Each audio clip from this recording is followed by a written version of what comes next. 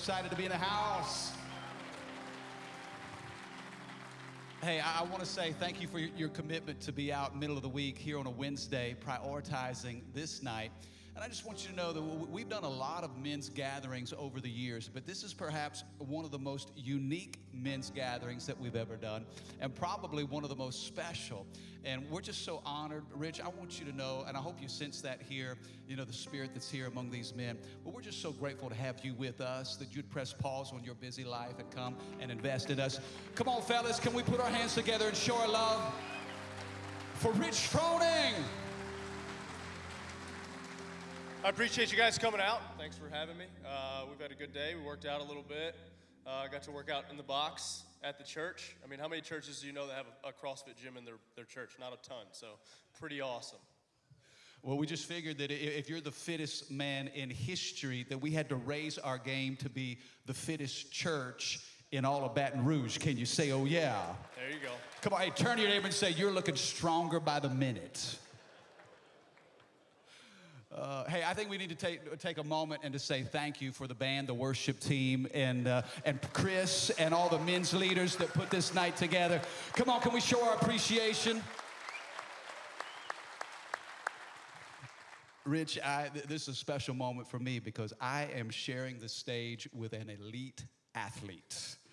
And man, we're just so excited that you would be here. All of us, obviously, we respect what you've been able to accomplish. And many of us have watched you, we've followed you, and so we kind of know of you, but I thought it would be special for us tonight to kind of peel back the curtain a little bit.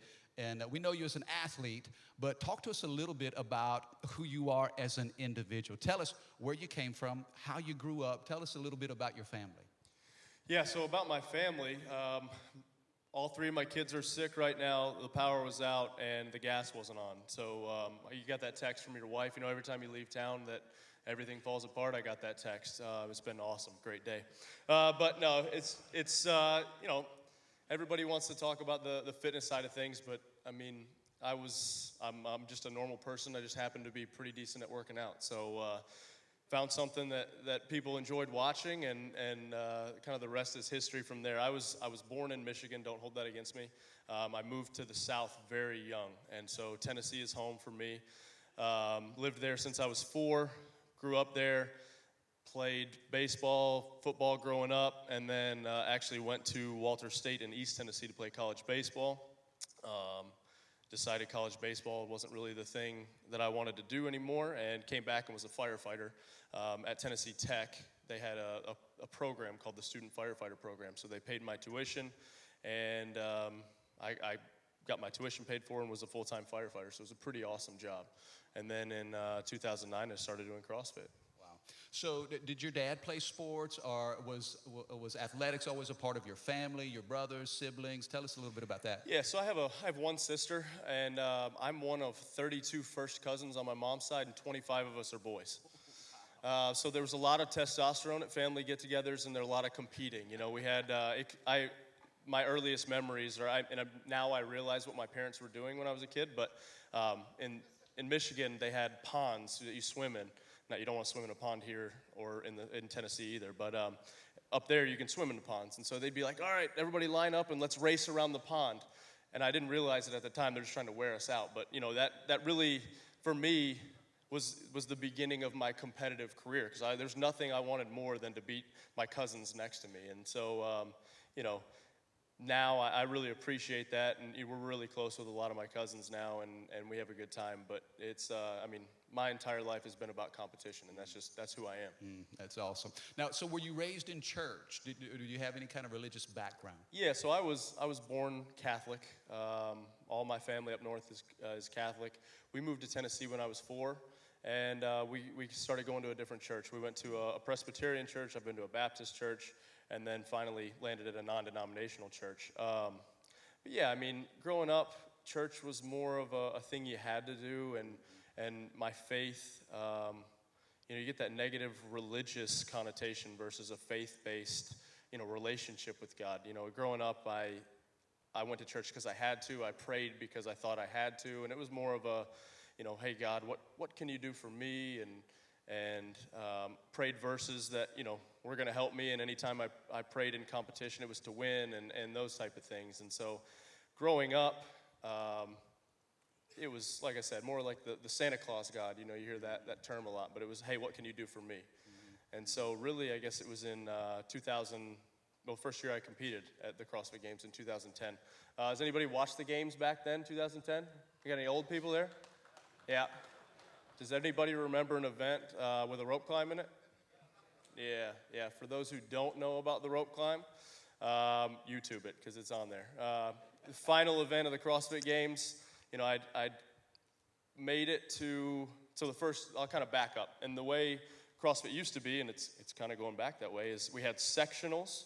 And if you made the top 15 in your sectional, you went to regionals. And if you made the top 5 at regionals, you went to the CrossFit Games. So me and my cousin were just looking at CrossFit.com when we first started CrossFit. And we saw that you could compete. And we were like, sweet, let's give this a shot. And how old were you about this time? 21, 22. 2000. This was in 2009 when I found it, so I was 22. Competed in 2010. And so I ended up signing up, and Brian knows my cousin Darren, and he's a little bit of a, you got to know Darren, but he didn't sign up. He was like, yeah, I'll sign up. Didn't sign up. So I go to sectionals, show up. Didn't think I had a chance. It was on the way to spring break, and was thinking, all right, well, I showed up. There's 76 guys that just look like they're all out of 300, and, I didn't feel like I looked like that. And so I'm like, all right, if I'm not in the top 20 after day one, we'll get an early jump on spring break. And after the first event, the first event was like a shuttle sprint, some burpees, and power cleans. And I finished it like you do every CrossFit workout on my back. And had Darren go check the whiteboard. They had a whiteboard that had the top 10 times. And at the top of it was my name. And I was like, all right, maybe we'll hang out a little bit. And so I ended up getting first, second, and then fourth in the third event. So I was in first going into day 2. Ended up winning that event, so I went to regionals. And so my whole goal that year was to just make it to regionals. So, it was icing on the cake there. Well, went to regionals, ended up winning my region. Went to the CrossFit Games. The goal there was to not get last and not make an idiot of myself. And so I ended up going into the final. Well, I ended up making an idiot of myself, but I didn't get last. So the final day, I was in first. And then for the guys who haven't seen the final event of the CrossFit Games that year, what they did is they pulled the top 16 men and top 16 women into a room. No cell phone, no TV, no nothing. And they just took out 5 or 6 people at a time, and they never came back. It's the most demoralizing. It messed with your head. I sat in this room for 2 hours. You didn't really know anybody. It's your first year competing. And they just slowly, people went away, and they never came back. And you'd hear people yell and go, ooh, like it was like gladiators. Like, honestly, that's what it felt like. And so they finally pull us out there, and the first thing any CrossFitter does is, especially if you're going to be working out outside, is you take your shirt off, right? And this is the only time Dave Castro, the director of the CrossFit Games, I've ever actually thought that he had a heart, was he goes, hey, put your shirt back on. It's pretty effing hot out there. It was like 130 degrees on the black mat. And so they pull us out there. I don't remember the point spread at this time, but I had maybe a 4 or 5 point lead, which is back then the way they did it, you wanted the lowest score. So you got 1 point for first, 2 for second, 3 for third. Anyway, so I 4 or 5 point lead. Well, he pulls us out there and he says, all right, first workout is, and it was 30 hand release push-ups. You had to scale this like 12-foot wall and do 21 overhead squats, back over the wall 3 rounds. 3, 2, 1, go. That's all he said. And so you're kind of like, what did he just say? So you had to drop down, start doing push-ups. I ended up being the only one to finish the first workout. Well, that was not smart, because we had 2 more workouts that you didn't really know about. The next workout was toes to bar and power snatches. For those who don't know what toes to bar is, you just hang onto a pull-up bar, bring your toes up to the bar. Pretty self-explanatory. And then power snatches, it's just one movement from the ground over to overhead at 95 pounds. And so it's a little grippy. Just absolutely dying through that entire workout. Well, I get to the final, so he explains that. You do it real fast. It was like 7 minutes. The next workout was you burpeed over a 6-foot wall. Everybody know what burpees are? Everybody should know what burpees are because they're terrible.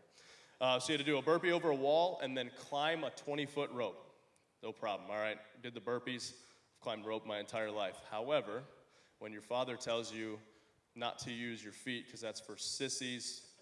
Insert another word, you don't learn how to use your feet. And so no grip from the toes to bar power snatch. And so for 12 minutes, I just struggled to try to get up this rope. Well, about 7 or 8 minutes in, so you can fast forward to all this on YouTube and go right to this part. I'm like, all right, I'm getting up this sucker. And so I get up, touch, and as soon as I touch, fall straight down.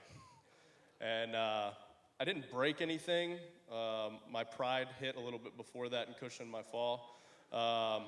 But I ended up making it up 2 more times and fell 2 more times. So I had no skin left on my hands. I had a pretty bruised ankle and bruised ego. I ended up getting second by 3 points. And so really 3 points over the whole weekend, something now I look back and, not necessarily to be ashamed of, but I tell you all of that to kind of tell you and give you the full story on how my faith kind of came into that. And so what I realized after that was I had put so much of my identity into who I was in CrossFit, and to make my friends proud, to make my family proud, and to get everybody, get the attention on me, that it had become who I was, and it fell from that rope with me. So let me ask you this. That was your first CrossFit Games. First CrossFit Games. Okay, so how did you transition from unexpected success? Because you said when you first got started, you were just hoping, hey, I don't want to embarrass myself. Right. And then you realize, wait a second, maybe I have a skill, an ability, and to go from unexpected success to just, massive disappointment. How did you process that? Not well. I actually, we started doing CrossFit. I didn't even know you could compete. We would have a group of guys, and you turned it into a competition, and we had a great time, and we'd push each other, and then we found out we could compete, and looked at some times, and we were like, all right, we're comparable, and one thing led to another, CrossFit Games, and so, like I said, it was such a fast thing, and up, and then a fast thing down, that I didn't really have time to process it, and so for a couple months after that, I was just in a bad place, just depressed, and didn't want to work out. Something I should have been happy about getting second, but anybody who knows me knows that getting second is not a good place to be for me. I'm not necessarily, I'm not a sore loser, but I'm not a great loser, if that makes sense. I'll congratulate the person that wins, but I'm not going to be happy about getting second. That's just not who I am, and I'm not going to put on a fake face about it. And so for me, the next couple months were tough, and I really had to do some digging, and luckily I had a good group of guys around, men, that would kind of hold me accountable. And I had a really good friend that said, one night he said, we were going to a level one, I remember it, and we were driving in the snow, and he said, if you were to die today, would you go to heaven? And I was like, yeah, of course I would. I say my prayers, I read the Bible, I go to church every once in a while, I believe in Jesus. And then I started thinking, I'm like, am I living like Christ has called me to live? And I just had the internal, not really, it wasn't me, obviously, it was somebody else telling me something, that no, I wasn't living how Jesus called us to live. And I was baptized when I was 3 months old, the Catholic baptism, and I was like, all right, so started reading the Bible, started in Matthew, and just went head over heels into it, and was like, wow, I'm not living like Christ called me to live. And I got baptized again, and I really had that moment where I was like, Jesus was baptized when he was 30. I want to be baptized when I actually know what I'm doing, and I'm making that choice. And so for me, that was in 2011 when I got baptized, and then I got the scripture on my side. Wow. So that was a major turning point for you. What did disappointment teach you about yourself? What did disappointment teach you about God? Yeah, I think the disappointment in myself just goes to show you that earthly things are that exactly. They're earthly things. They're not going to be here forever. And especially now, if anybody is really familiar with what's going on in CrossFit, you can see how quickly stuff can change. And that stuff is not going to be here for forever. And we know through reading the Bible and stuff and everything else that he's always going to be here. And so my identity is not in CrossFit, it's in Christ and what Christ has done for me and what he's done for all of us. Huge. So that was a real turning point for you, not just in your career, but in your personal life. Yeah, for sure. So the next year, then you compete in the games again, and you win it all. Yep. Tell us about that journey. Yeah, I mean, it was a very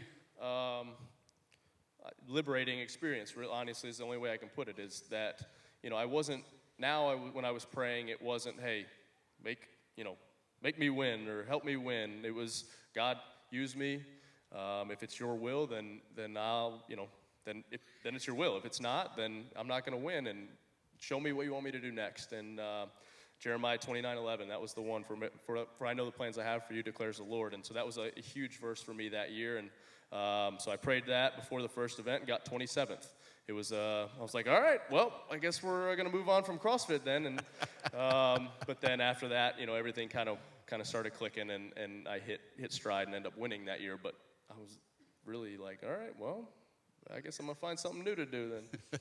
That's awesome. So what did it take for you to go to the next level after that disappointing finish the previous year, winning it all the next year?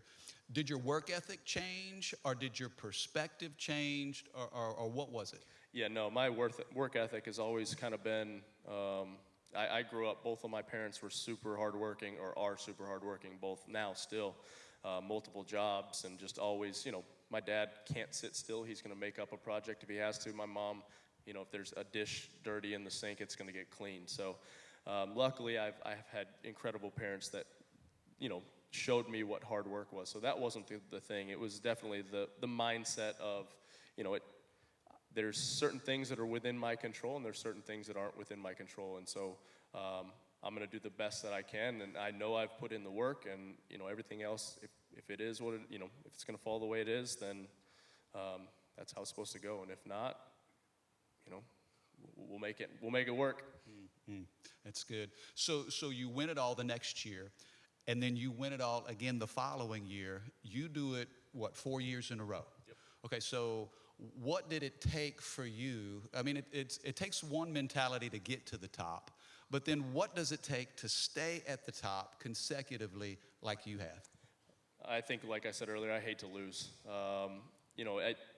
Knowing every year that somebody was going to come out from somewhere, and there was always somebody new, or always, they had a pick that they thought could take me down, and just using that as motivation, and just to keep pushing and doing what I know that I'd done in the years past, and just learning as you go. And that's kind of what we've done. And that's kind of the cool thing about CrossFit, is it's such a young sport, and nobody really had the answer. We kind of, as we grew the sport, we made the answers.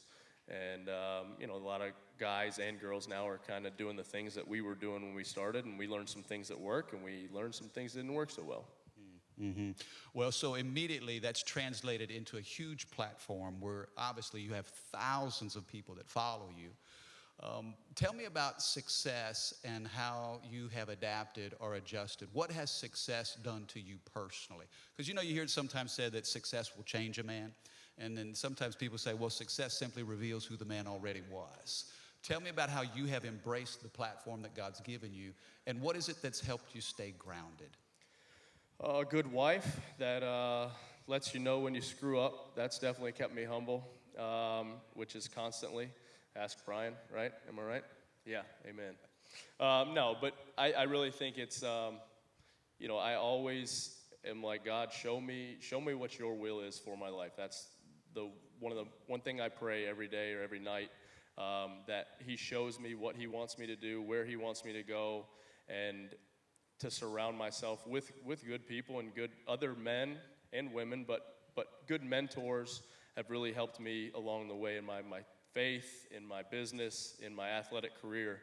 Just having other people to share that stuff with. I know sometimes guys don't really like to share stuff, but if you have a close group of guys that you trust and you have some miles with, I think that's can't be understated how important that is.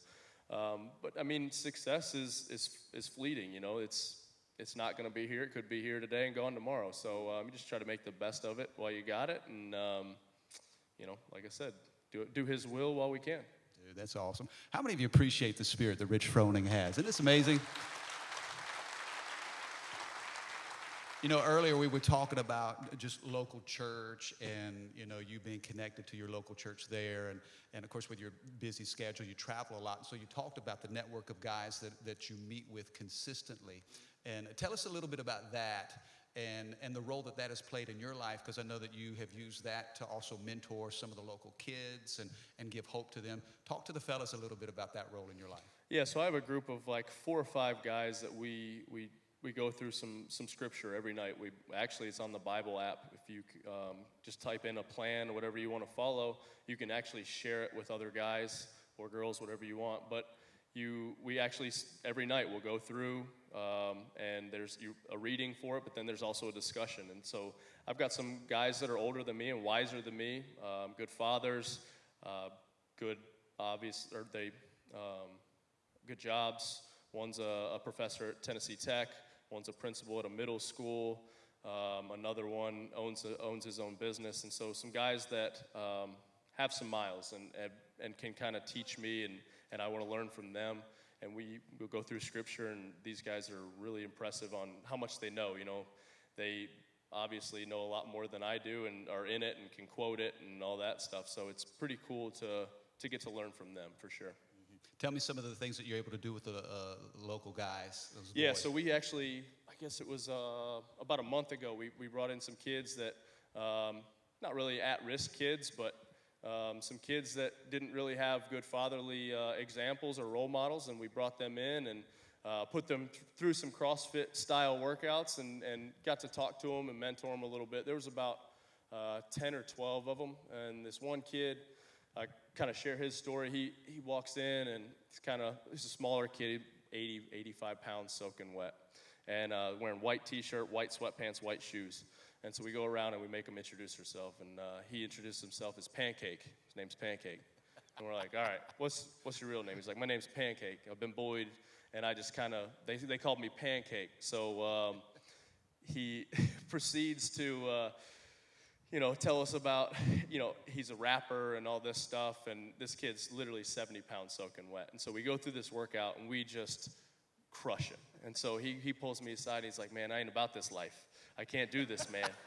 I'm like, Pancake, we ain't here to hurt you. Like, we're here to have some fun. Like, if you can't do something, he's like, man, I've been living right. And he just starts, like, in on this stuff. And I'm like, you're all right, man. Like, let's just go to do this next thing. And so, I just kind of sat there with him and kind of showed him some love. And so the next workout, he starts in, and he's pushing hard. And so we started calling him the White Knight. And just to see, this kid had, like, taken this persona of Pancake that kids had bullied him with, and he was trying to own it. And so we turned it around, and we call him the White Knight now. And so it's pretty cool to see him, like, then he's like, his mom shows up. He's like, hey, man, I want you to come meet my mom. So it was pretty cool to see that kind of go full circle with some kid that at first we were like, this kid ain't going to talk to any of us. And then to see it all kind of turn around was pretty powerful. And so we get to, we did that for about 4 or 5 hours one night, did some workouts, talked to him a little bit, and then threw football and had some pizza. So it's a good time. That's awesome. That's all. Come on, put your hands together. I think that's fantastic.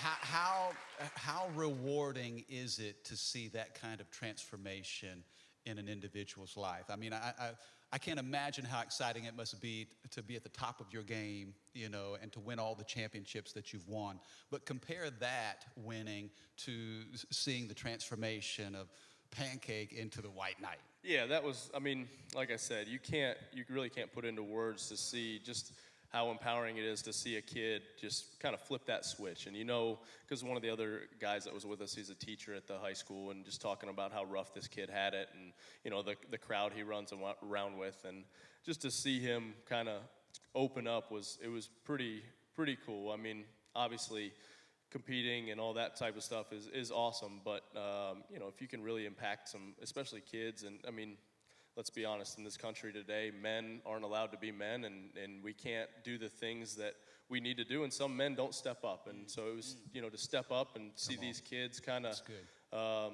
open up was fun. It was a lot of fun. Fantastic. So tell us a little bit about how you met Hillary. First of all, how long have y'all been married? We've been married going on 8 years. 8 years. Okay, so how did you meet?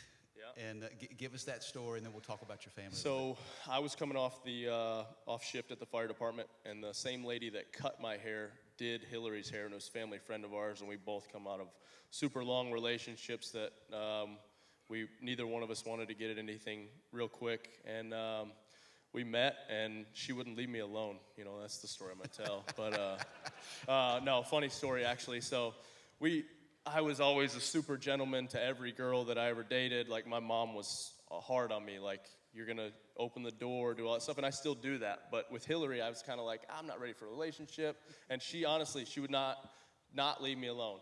And so one night I had her over at the fire station, and she's gonna kill me. Don't tell her I told you this, Brian. It's men's night, stays here. Yeah.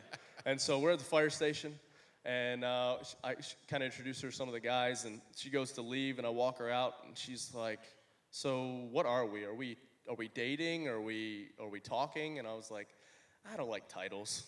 You can understand how that went. That went over like a lead balloon. And so she's like, don't ever talk to me again. I was like, okay. And so the next day I didn't text her, and I get a text about 9 o'clock the next night. How come you haven't talked to me all day? So I was like, all right, she's the one. And so, so we dated for a year. We were engaged for a year, and we've been married for 8. So that's amazing. It was fantastic. Don't tell her I told you that story. Hey, what happens at men's night stays at men's night. That's right. So, okay, now you've been pretty open about your struggle with infertility. Yep. I know that you've adopted 3 kids. Come on, hey, I think we ought to show our love and appreciate it. That's a big deal. Tell us a little bit about that journey, the struggle through infertility, and your motivation to build your family.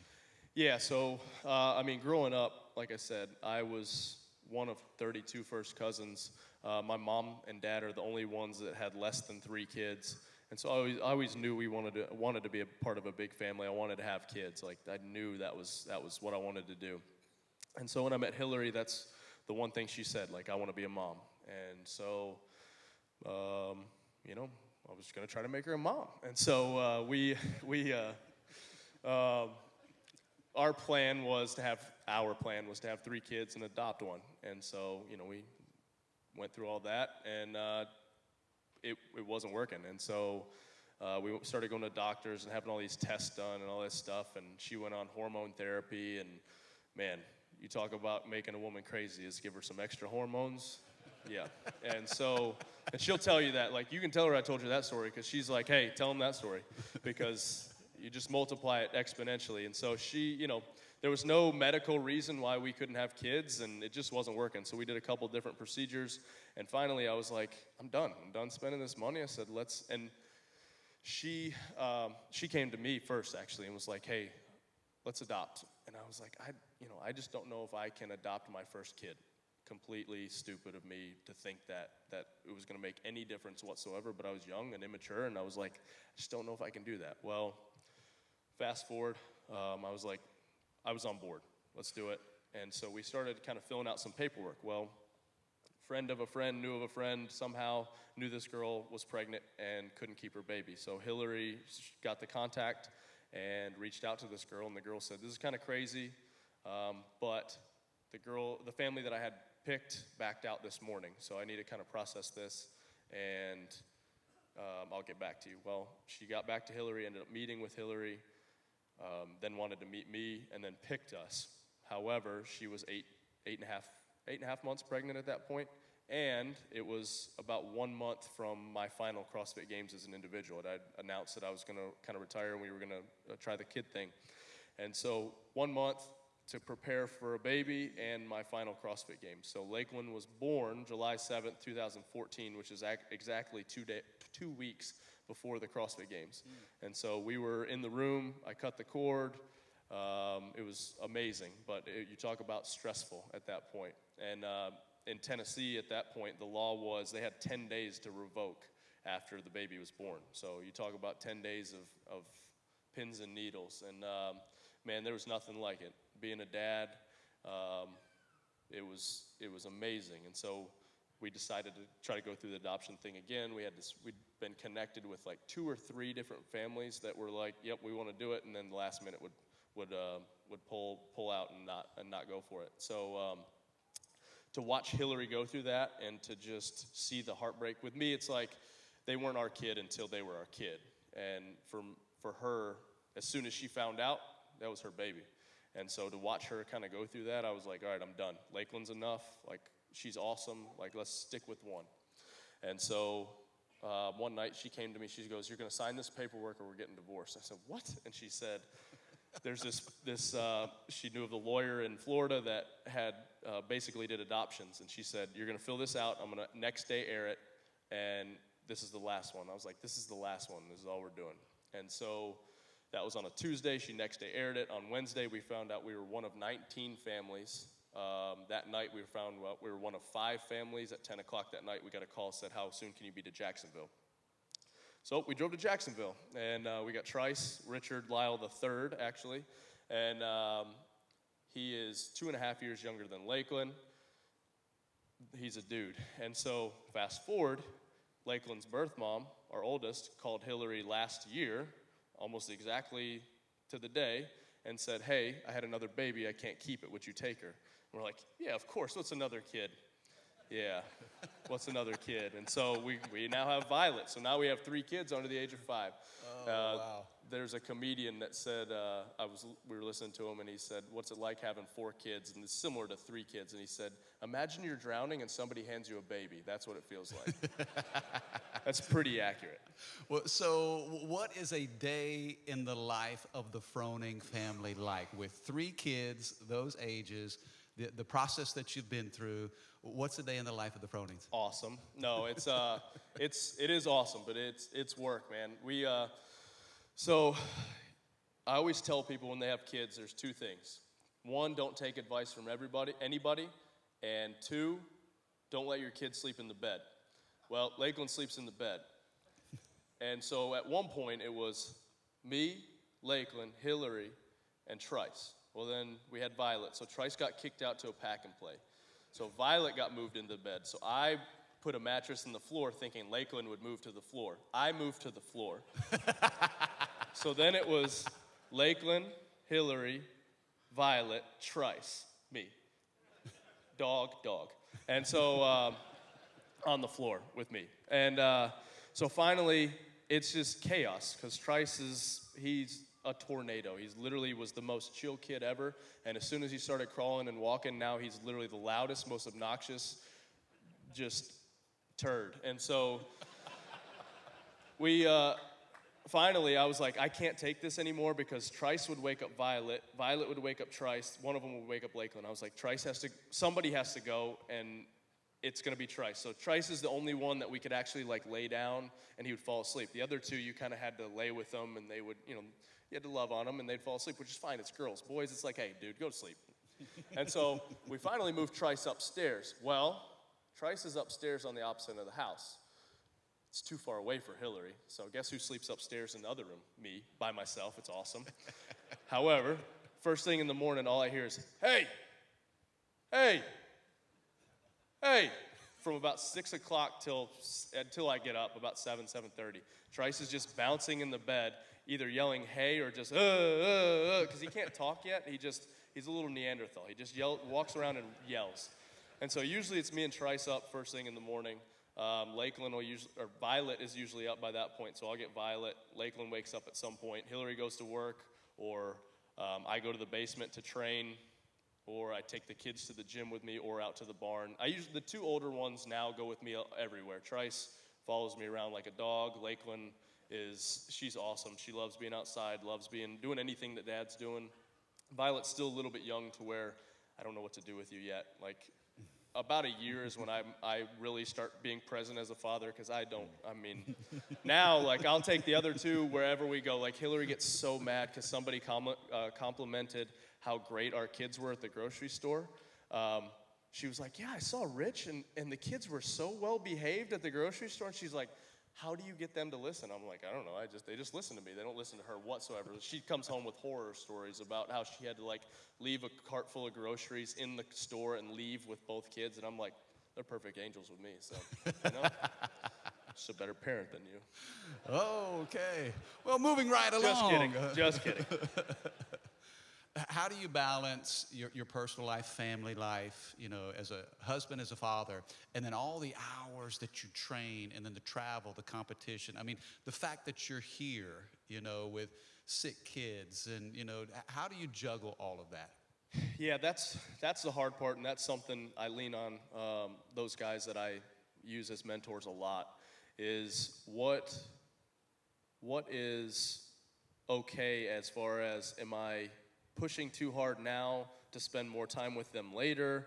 Am I, I want them to be able to enjoy life, and you want to provide those things for them, but I don't want to miss out on too much while they're small. And so it's hard, it's a constant battle, and some days I do great, and other days, honestly, I don't do good. I try to take them wherever I go. Like I said, if I'm going to the gym or out to the barn, I'm like, hey, come on, kids, let's go. If they want to go, I want them there with me. And, we'll be training, and they'll be running around playing, and then in between sessions, I'll hang out with them.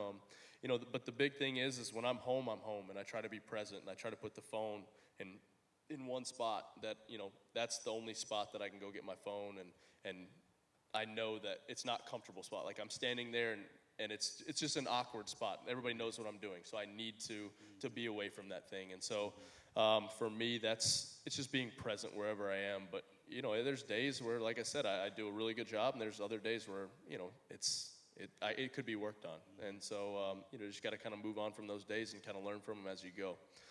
But it's tough. It's tough. Traveling's hard, especially 3 kids being sick. Not fun. It's not going to be fun when I go home.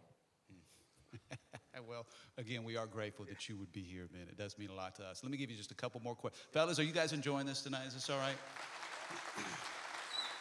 I appreciate you keeping it real, man.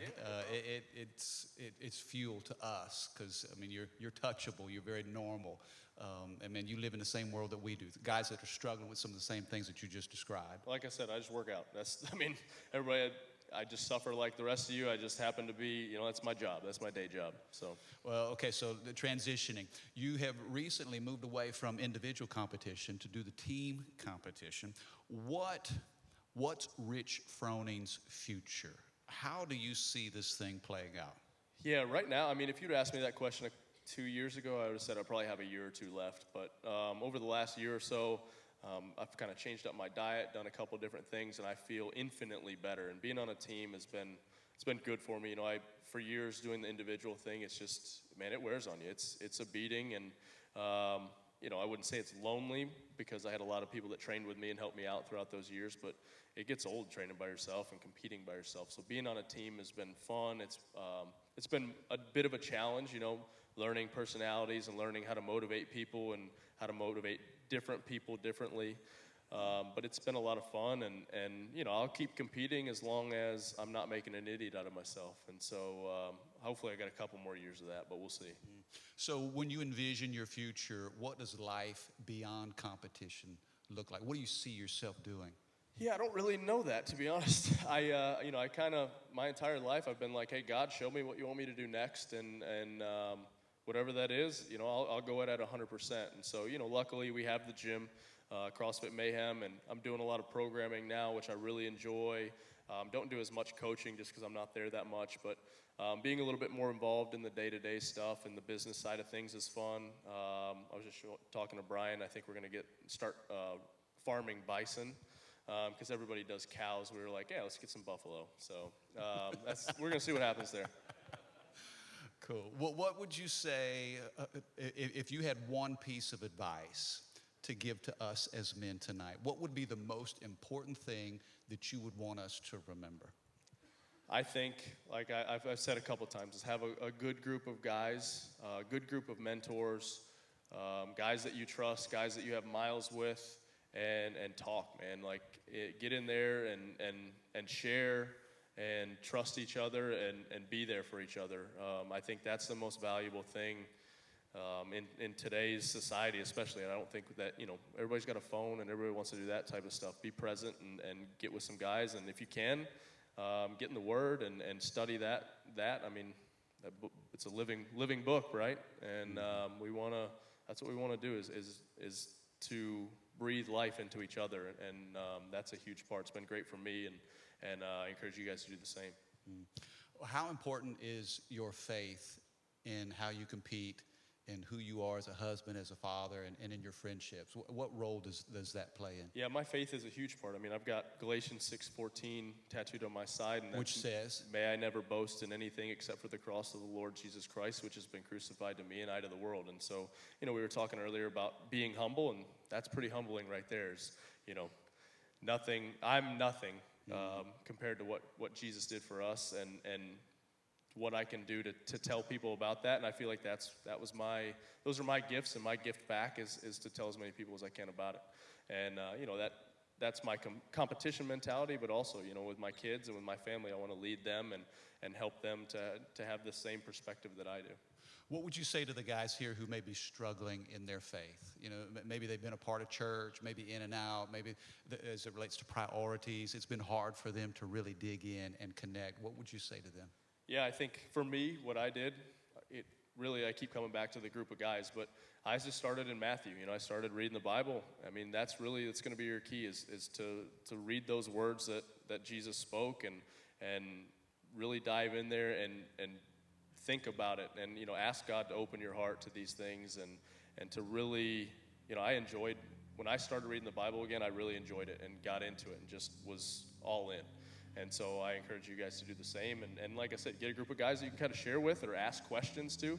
Luckily, I had a group of guys that were way smarter than me when it came to that type of stuff. And I could ask them, hey, what does this mean? Why does this? What is this? And so it was awesome. So when you grew up as a boy, you talked about having an understanding of God. You grew up Catholic. Maybe you did things out of routine or ritual, but you didn't have a relationship. But then after that first competition, and then, when you kind of bottomed out, or you battled disappointment, and that was a real turning point for you, not just in how you competed, but in the position that Christ took in your life. From him going from the position of being a part of your life to the very center of your life. How did you do that? What did you do to move Jesus from just having a knowledge of God to now having a relationship with him? Yeah, I think that's kind of the difference between, I think, religion and faith is that relationship and praying and not necessarily praying for things or, what can I get from you? It's like, hey, what can I do for you? How can, to talk to God and to actually, in the Bible, it talks about having a relationship and doing those things. And for me, it happened, it was there. And, I think he opened my heart and that's where we are. So good, so good. Come on, could you put your hands together for Rich and his honesty?